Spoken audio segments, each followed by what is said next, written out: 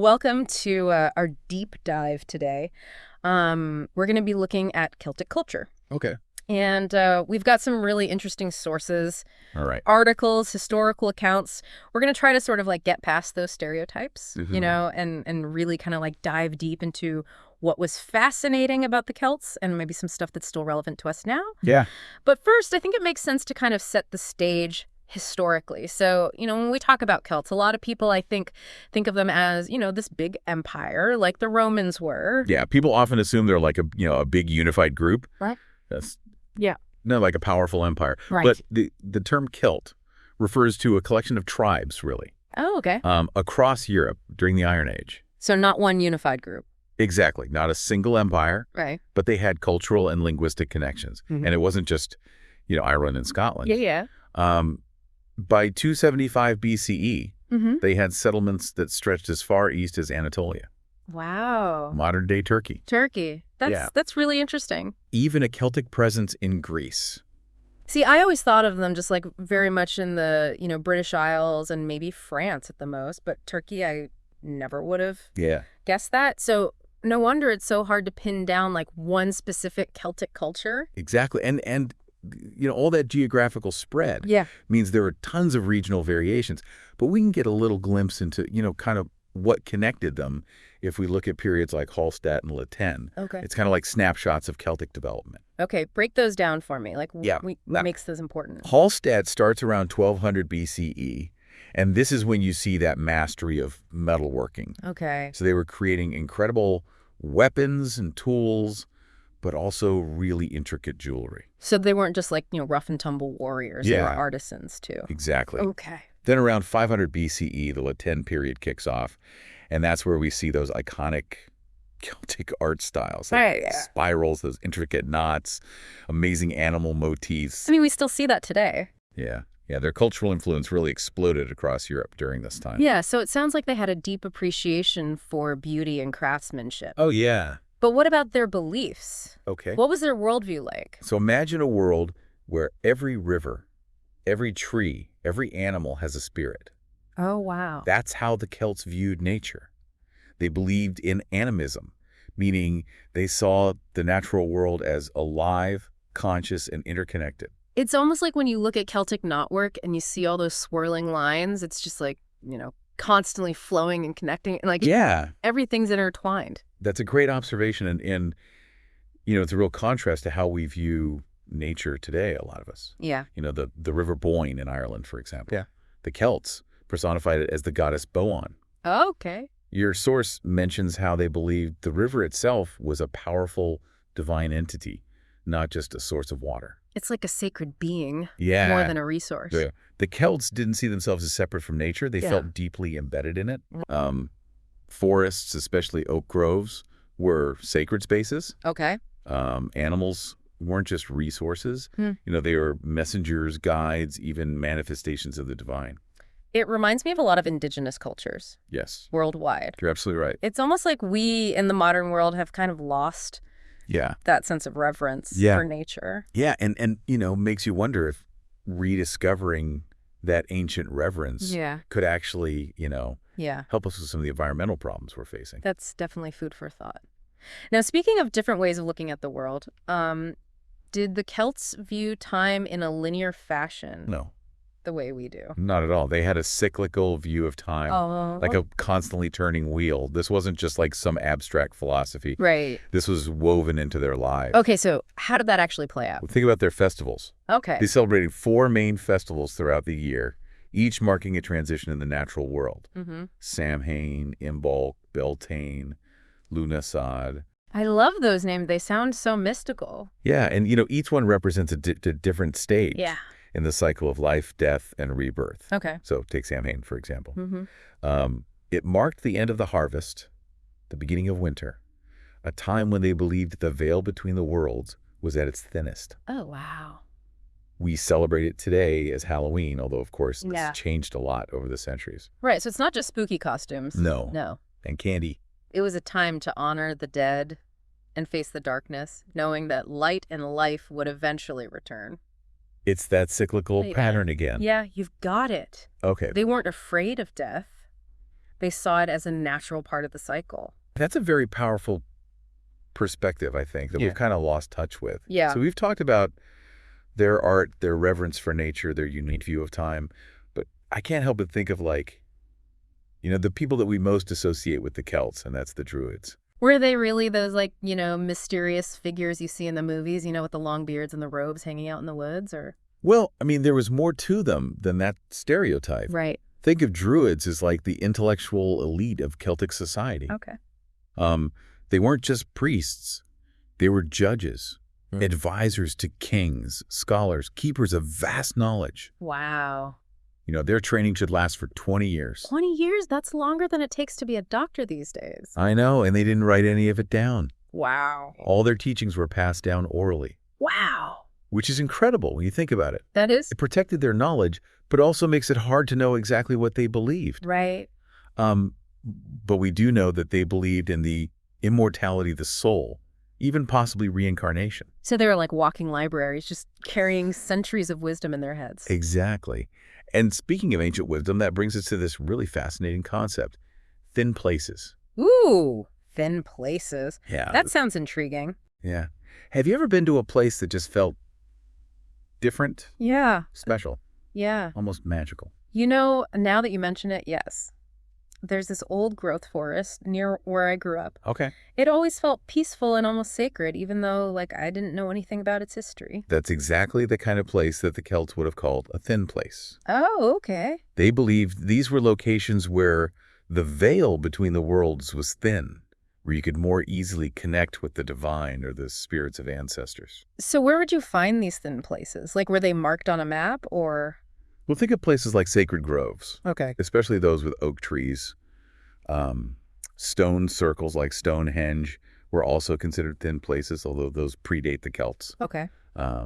Hilltops, waterways, anywhere that held a particular energy or aligned with the cosmos. It's like they recognized a kind of spiritual geography. Yeah. Like a map of the unseen world. And it wasn't just about location. Yeah. It was about a state of being open to the mystery, the interconnectedness of all things. It's a perspective that still resonates today, even if we've lost some of that language for describing it. Yes. Oh, this is also fascinating. It really paints a picture of a culture that was deeply in tune with nature and the spiritual world. But what happened to them? Well, I mean, did their culture just disappear? No, not at all. Okay. Roman conquest and later Christianization definitely had an impact, but it wasn't a complete erasure. Okay. Instead, elements of Celtic culture were absorbed and adapted. So more of a merging than a complete... Yeah, like a cultural palimpsest. Yeah. With layers of meaning and history built upon each other. Okay, can you give me a specific example? Sure, think about sacred wells. Okay. They were originally associated with pagan deities, but with the arrival of Christianity, many were rededicated to saints. Wow.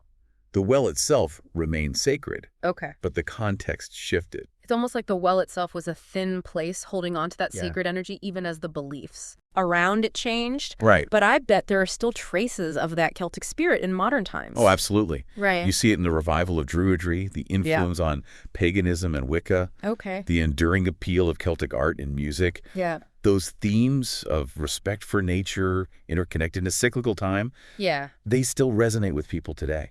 Well, this has been an incredible journey so far. We've uncovered so much about the Celts, their artistry, their spiritual beliefs, their deep connection to nature, but I have a feeling there's even more to explore. We'll be right back to dive even deeper into Celtic culture. We're back, and I am so ready to dig deeper into this idea of a living legacy of Celtic culture. It's hard to imagine how these ancient ideas could still be relevant in our modern world. This is remarkable. You've really piqued my interest. Yeah, and it's not about rigidly clinging to the past. Right. It's more about recognizing those nuggets of wisdom that still speak to us. So where do we see those nuggets popping up? Well, one of the most obvious places is in the revival of Druidry. Okay. You won't find modern Druids trying to recreate the past exactly. I mean, we've simply lost too much knowledge over the centuries. Right. Instead, they're focused on those core principles. Reverence for nature, the interconnectedness of everything, that cyclical view of time we were talking about. So more of a reinterpretation for the 21st century, but wouldn't there be a risk of romanticizing the past? How do modern Druids navigate that? That's a great question. I mean, they acknowledge that we can't fully know what ancient Druidic practices were, Yeah. but they do draw inspiration from what we do know. Their rituals, for instance, are often held outdoors in forests or stone circles, echoing those ancient sacred spaces. Yeah. It's about tapping into that yearning for connection with nature, that sense of belonging to something bigger. I can see the appeal. I think a lot of people crave that connection these days. I know I do. Like when I'm out hiking in the woods or even just sitting in a park, I feel that kind of sense of peace and awe. And do you think that could be like some kind of subconscious echo of that ancient Certainly Celtic worldview? possible, yeah. We humans are deeply connected to the natural world, even if we've built cities and, Yeah. spend most of our time staring at screens. Yeah. And it's not just Druidry that's been influenced by Celtic traditions. Right. Modern paganism, particularly Wicca, shares a deep connection with these ancient Celtic roots. I've always been curious about that connection. Can you give me some like specific examples? Sure, think about the deities they honor. Okay. Figures like Brigid, the goddess of poetry, healing, and smithcraft, Wow. or Sir Nunos, the horned god associated with nature and wildness. Okay. These figures have deep roots in Celtic mythology. Okay. And those four main festivals we discussed, Samhain, Imbolc, Beltane, Lughnasadh, those are still celebrated by many pagans today. So it's amazing how these ancient beliefs have survived and transformed over the centuries. Yes. It's a testament to their enduring power. Yeah. But I'm also curious about, the specifics of how they practice their beliefs. You mentioned rituals and ceremonies. Yeah. Did they have temples like the Greeks and Romans? Well, their temples were the forests and groves, Oh, okay. especially those with oak trees. Okay. They held ceremonies under the open sky in those sacred spaces. That makes sense given their reverence for nature. But what about those impressive stone circles we see in pictures? Weren't those important to them too? Well, stone circles like Stonehenge are often associated with the Celts. Right. However, they actually predate them. Oh, wow. It's likely the Celts adopted these existing sites and incorporated them into their own practices. Imagine standing within those towering megaliths aligned with solstices and equinoxes. Yeah. They must have held incredible significance. Chills just thinking about it. Yeah. I'm guessing they made offerings to their gods in those sacred places. Offerings were a key part of their rituals. Yes. Sometimes simple, like pouring milk onto the earth. Yeah. Other times, more elaborate sacrifices, especially in times of need, which could involve animals. Yeah. They also deposited votive offerings, like weapons or jewelry, in rivers or bogs, as gifts to the deities they believed resided there. It sounds like they were constantly seeking a reciprocal relationship with the divine, give and take, striving for balance and harmony. You're picking up on a crucial aspect of their worldview, and their festivals were another way of honoring those cycles and connecting with the spiritual world. Right. We talked about Samhain, but remember there were four main festivals. Imbolc celebrated the coming of spring. Beltane welcomed summer with bonfires and celebrations. And Lughnasadh was their harvest festival. Okay. These were times for community feasting and reaffirming their place within the greater cosmic order. It sounds like their lives had a rhythm that was deeply in tune with nature. Yeah. A far cry from our modern, always-on world. But I'm also wondering, did they try to predict the future? Did they have, methods of divination? Oh, absolutely. They had several ways of seeking guidance from the unseen world. One example is the Ogham script, which wasn't just a writing system. Right. They also used it for divination. Imagine casting sticks inscribed with symbols and interpreting the patterns they formed. Wow. They also practiced augury, observing natural phenomena like bird flight for omens. Okay. And of course, dream interpretation played a significant role, viewing dreams as messages from the gods or ancestors. So they were always looking for signs, trying to understand the patterns both in the natural world and their own inner lives. Yeah. Do you think there's something we can learn from that today? There's definitely wisdom in that ancient approach. Paying attention to those subtle signs, listening to your intuition, those are things that can get lost in our data-driven world. Right. Maybe taking a step back and connecting with those ancient ways could actually benefit us. I totally agree. It makes me think about their art, their music, and the stories they told. Was that also a way of expressing their spiritual beliefs? Definitely. Think about the bards, those poet-musicians who were so central to Celtic culture. Right. Their harps were considered sacred instruments, and their songs and stories often invoked Awen. Awen. What does that mean? Awen is this powerful concept of creative inspiration. Okay. Imagine it as a divine spark flowing through them. The bards weren't just making up stories. Yeah. They were channeling something bigger, something ancient and true. So it's all connected, isn't it? Their beliefs, their practices, their art. It's a holistic worldview that we can only glimpse through these fragments that have survived. But it makes you wonder, how have these ideas resonated through the centuries? And how are they still relevant to us today? Well, that's the exciting part. Yeah. The legacy of Celtic culture isn't confined to museums or history books. It's alive and evolving in some surprising ways. Okay. And that's what we'll explore after a quick break. All right, you've really got me hooked on this living legacy idea. Tell me more about how Celtic culture is still alive and kicking in the 21st century. Yeah, it's not about replicating, every detail from the past, of course. Right. It's more about those core Celtic principles and how they find new expressions in our modern world. Remember we talked about their cyclical view of time. Yeah. That's something that resonates strongly with a lot of people today who are pushing back against this constant acceleration of modern life. That makes a lot of sense when you're just constantly bombarded with information and, expected to be on all the time. It's easy to lose touch with, the natural rhythms of life. Yeah. Maybe tapping into that Celtic understanding of time could help us slow down and reconnect with something deeper. Exactly. And that brings us back to this revival of Druidry, Okay. which we touched on earlier. Yeah.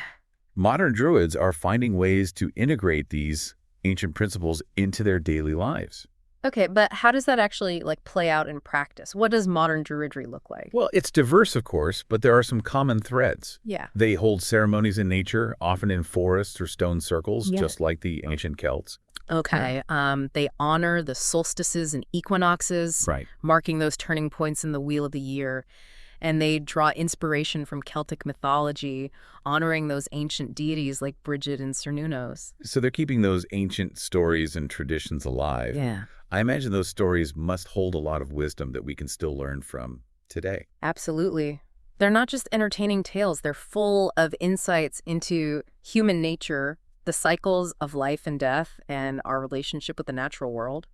When we were talking about those thin places earlier, I was thinking maybe those places aren't just geographical locations. Yeah. Maybe they're also states of mind, I love that idea. ways of being in the world. Yeah, maybe that sense of awe and wonder we feel when we connect with nature, that's us tapping into a thin place within ourselves.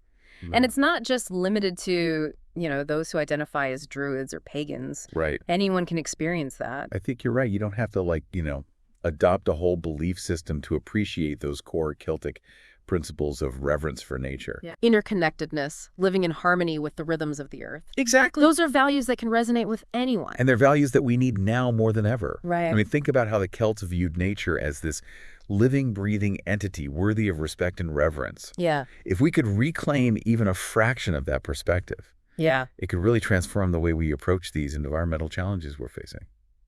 This has been such an eye-opening deep dive. We've explored everything from, ancient burial mounds to modern druid groves, uncovering this rich tapestry of beliefs and practices and artistic expressions.